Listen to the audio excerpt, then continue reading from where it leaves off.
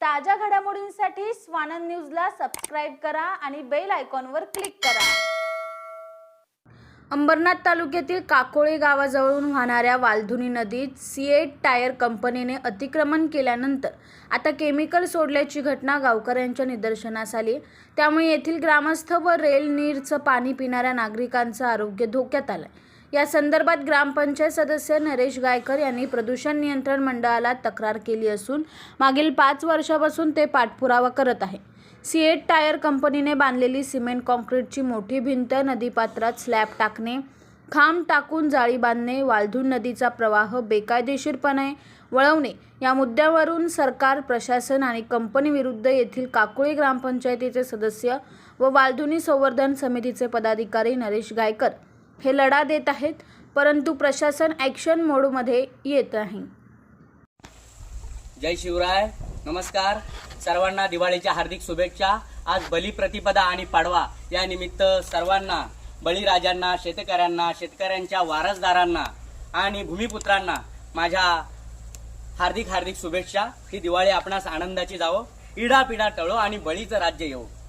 मात्र इथे बळीचं राज्य येईल की नाही अशी आता शंका वाटू लागलेली आहे। बळीराजाला इथं पाताळात घालण्याचं काम हे सरकार करत आहे। आज पाहू शकता आपण या सह्याद्रीच्या तावली डोंगरातून उगम पावणारी वालधुनी नदी, अतिशय स्वच्छ सुंदर वाहणारी, एकेकाळची ही प्रवाहित असलेली बारमाही नदी, मात्र आता या औद्योगिकरणाने तिला कशा प्रकारे नष्ट करण्याचं काम हे MIDC आणि MIDCत असलेले हे कारखाने करत आहेत।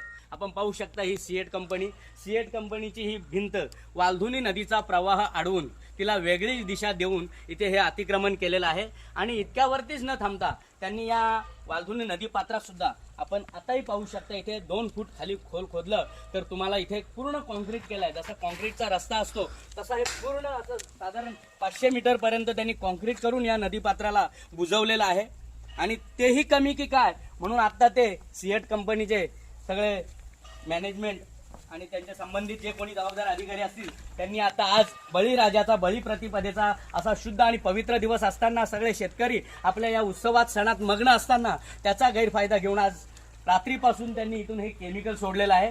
ते अजूनही वाहत आहे, पाहू शकता अशा प्रकारे इथे संपूर्ण लाल रंग त्याचा आलेला आहे आणि हे केमिकलचे सगळे तवंग इथे उमटलेले आहेत।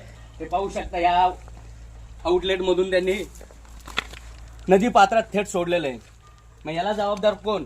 हे कोणाच्या भरोशात, म्हणजे कोणाच्या याच्याने एवढी हिंमत करतात हे की इथं केमिकल सोडतात डायरेक्ट तलाव पात्रात जाणाऱ्या या वालधुनी नदीत? ज्या वालधुनी नदीच्या बांध अडवून तिथे GIP धरण ब्रिटिशांनी बांधलं, इतकं या पाण्याचं महत्त्व जाणलं ब्रिटिशांनी। आणि आपण स्वातंत्र्याचा अमृत महोत्सव साजरा करीत असताना आपल्या सरकारला याची जाणीव नाहीये, याची कदर नाही आहे निसर्ग संपदेची, या जलसंपदेची। असाच काहीसा प्रकार इथे घडत आहे। त्या GIP धरणाच्या काठावरती IRCTC इंडियन रेल्वेने रेलनीर प्लांट आणलेला आहे। त्या रेलनीर प्लांटमधून प्रवाशांना, रेल्वे प्रवाशांना पेयजल पाणी बॉटल पुरवली जाते। मात्र जर इथे अशा प्रकारे जर विष जर त्या पाण्यात कालवलं जात असेल या सीएट कंपनीकडून तर त्याला जबाबदार कोण? आपण पाहू शकता हे संपूर्ण केमिकल आहे। आत्ताच आपण पाहिलं तिथे पूर्ण शुद्ध पाणी वाहतंय त्या बाजूनी, मुख्य डोंगरातून येणारा हा वालधुनी नदीचा ओढा आणि त्यातून येणारे शुद्ध पाणी। आणि इथे कंपनीने कशा प्रकारे केमिकल सोडून इथे प्रदूषण केलंय, जलप्रदूषण केलेलं आहे। MIDC असेल, MPCB असेल, एन्व्हायरमेंट मिनिस्ट्री असेल, या सगळ्यांना मी वेळोवेळी पत्रव्यवहार केलेला आहे, त्यांना ट्विट सुद्धा केलेले आहे, त्यांना आम्ही ईमेल सुद्धा केलेले आहेत। आणि एवढ्यावरतीच न थांबता या कंपनीने जी इथे जाळी लावली होती लोखंडी आणि इथे ताळं लावलं होतं, त्या नदीला त्यांनी कोंडून ठेवली होती। अक्षरशः त्यांनी त्या नदीवरती आपला हक्क गाजवला होता आणि त्यांना दाखवून दिला आम्ही की ही नदी तुमच्या बापाची नाहीये, ही नदी ही निसर्ग संपदा, ही महसूल विभागाची आणि नदीला कोणीही बंदिस्त करू शकत नाही। आणि म्हणून त्यावेळेस आम्ही टाळे तोडा आंदोलन करून ह्याला लावल्या जाळ्यांना तोडायला भाग पाडल्या। मात्र अद्यापर्यंत त्यांनी ते अतिक्रमण केलेले जे भीम आहेत ते अजून काढलेले नाही आहेत। त्याला कोणाचा आशीर्वाद आहे? प्रांत अधिकारी, तहसीलदार, मंडळ अधिकारी, तलाठी, तसेच सन्माननीय मंत्री महोदय जे यांचे काही लागेबांधे असतील म्हणून की काय अजून कुठल्या प्रकारे ठोस कारवाई होत नाही असा आम्हाला संशय येतोय।